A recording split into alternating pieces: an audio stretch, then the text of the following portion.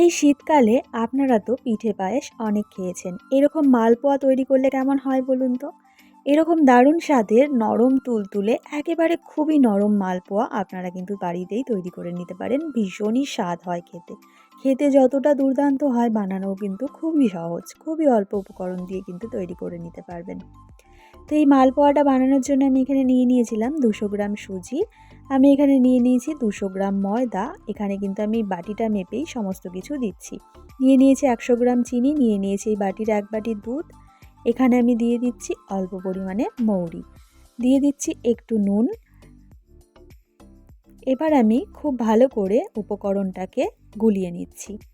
এখানে বলে রাখি, আমি যেই দুধটা ব্যবহার করলাম আমি কিন্তু অবশ্যই বাটিটা মেপে ব্যবহার করেছি।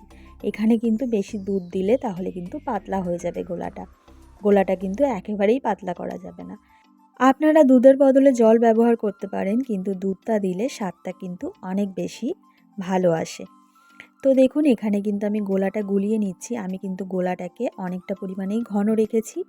একটু ঘনই রাখছি আমি। আমার কিন্তু এখানটা গোলাটা তৈরি করা হয়ে গেছে। আমি এখানে গোলাটা 1 ঘন্টার জন্য ঢাকা দিয়ে রেখেছিলাম। 1 ঘন্টা পর ঠিক এরকম হয়েছে।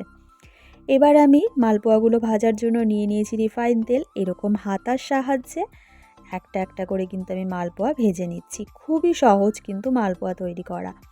এভাবেই কিন্তু উল্টে পাল্টে একটু লালচে লালচে হওয়া অবধি আমি মালপোয়াটাকে ভেজে নেব।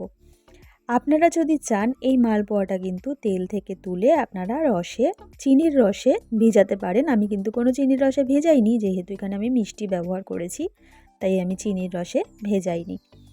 তো দেখুন একটা একটা করে কিন্তু আমি এভাবেই মালপোয়াটা তৈরি করে নিচ্ছি। এভাবেই কিন্তু একটা হাতার সাহায্যে একটা একটা করে মালপোয়া তৈরি করে নিতে হবে। এরকমভাবে একটা একটা করেই কিন্তু ছাড়তে হবে। তো দেখুন অবশ্যই কিন্তু ভাজার সময় গ্যাসের আঁচটা লো টু মিডিয়াম রাখবেন, একেবারে হাই করবেন না, তাহলে কিন্তু পুড়ে যাবে। তো দেখুন এখানে আমি লালচে হওয়া অবধি ভেজে নিয়ে এইরকমভাবে তুলে নিচ্ছি। আবারও আমি একটা হাতের সাহায্যে দিয়ে দিলাম। তো খুবই সহজভাবেই কিন্তু এই মালপোয়াটা তৈরি হয়ে যায়। এইভাবেই আমি কিন্তু সমস্ত মালপোয়াগুলোকে তৈরি করে নিচ্ছি। আপনারা যদি চান একটু বড় সাইজের করবেন, তাহলে হাতার সাইজটাও একটু বড় নেবেন, যাতে পাত্রটা একটু বড় হয়, তাহলে মালপোয়াটা একটু ছড়িয়ে গিয়ে একটু বড় হয়ে যাবে। কিন্তু আমার মনে হয় এই সাইজটাই পারফেক্ট। তো এখানে আমি সমস্ত মালপোয়াগুলো তৈরি করে নিয়েছি। দেখুন কত সুন্দর লাগছে দেখতে।